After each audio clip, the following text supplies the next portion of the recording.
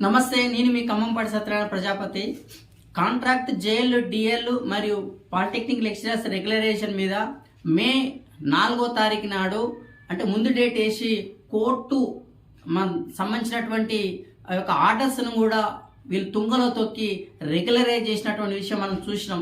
ఆ రోజు కూడా హైయర్ ఎడ్యుకేషన్లో కూడా మేమందరం పోయి కూడా దీన్ని అడ్డుకొని అక్రమ మార్గంలో రెగ్యులరైజేషన్ చేస్తున్నారు, ఇది తప్పు అని చెప్పేసి కూడా మేము నిలదీస్తే మమ్మల్ని స్టేషన్లో బంధించి పోలీసులు తీసుకెళ్లి మమ్మల్ని జైల్లో పెట్టి బంధించి వాళ్ళ ఆర్డర్ కాపీస్ ఇచ్చుకున్న తర్వాతనే మమ్మల్ని రిలీజ్ చేయడం జరిగింది. నిన్న మళ్ళీ కూడా మేము డిసెంబర్ 18 తారీఖు నాడు కూడా కంప్లైంట్ ఇచ్చినాం. నిన్న కూడా వెళ్ళి కంప్లైంట్ ఇచ్చినాం, మీరు అందరు కూడా చూసిరు. ఈ యొక్క కాంట్రాక్ట్ లెక్చరర్స్ ని రెగ్యులరైజ్ చేసినటువంటి చాలా మంది లిస్టులలో చాలా మంది కూడా ఫేక్ సర్టిఫికేట్ల ద్వారా రెగ్యులరైజ్ అవ్వరు. మరి ఫేక్ సర్టిఫికేట్లు ఉన్నప్పటికీ కూడా వీళ్ళ దృష్టికి వచ్చినప్పటికీ కూడా అసలు వీళ్ళు అర్హత లేకున్నప్పుడు కూడా వీళ్ళకి స్పెషల్గా జీతాలు ఇవ్వాలని చెప్పేసి జీవోలు జారీ చేస్తున్నటువంటి దరిద్రం ఈ తెలంగాణలో ఉంది.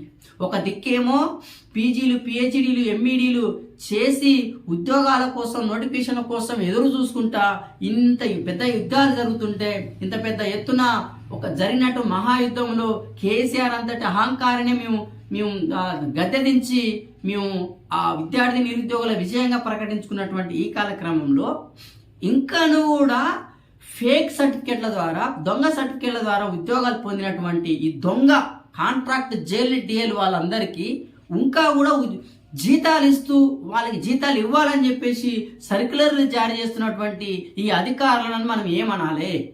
నిరుద్యోగుల పొట్టగొట్టినటువంటి వీళ్ళని ఏ విధంగా శిక్షించాలి? మీరందరూ కూడా సన్నద్ధం కావాలి. ఎందుకంటే నిన్న పోయి మేము మళ్ళీ కంప్లైంట్ ఇచ్చి రావడం జరిగింది. నేను మన శంకర్ అన్న కలిసి పోయి కంప్లైంట్ ఇచ్చి వచ్చినాం.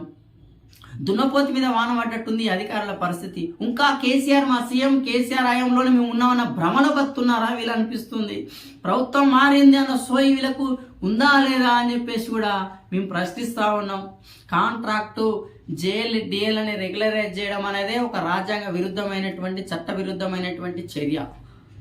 పైపెచ్చు ఫేక్ సర్టిఫికేట్లు అంటే అర్హత లేకున్నా కానీ మినిమం వాళ్ళకి క్వాలిఫైయింగ్ ఎలిజిబిలిటీ లేకున్నా కానీ వాళ్ళని తీసుకొచ్చి రెగ్యులరైజ్ గెజిటెడ్ పోస్టులు పచ్చ పెన్నుల చేతిలో పెట్టింది గత ప్రభుత్వం. మరి వాళ్ళని మేము గమనించి వాళ్ళని వెతికి మేము ఎంతో కష్టపడి ఈ దొంగలందరినీ కూడా వాళ్ళ చిట్టాను బయట పెట్టి మేము కంప్లైంట్ చేసినాం. సుమారుగా మా దగ్గర వాళ్ళ డేటా సుమారు 1000 మంది దాకా చాలా మంది కూడా అర్హత లేదని చెప్పేసి కూడా ఇంకా బయట పడతా ఉన్నవి. వాటిని మొత్తం చిట్టా చేసి దాన్ని మొత్తం కూడా ప్రభుత్వానికి సమర్పించి రేవంత్ రెడ్డి గారికి మేమంతా కూడా నివేదిక ఇచ్చేటువంటి పనిలో మేము ఉన్నాం.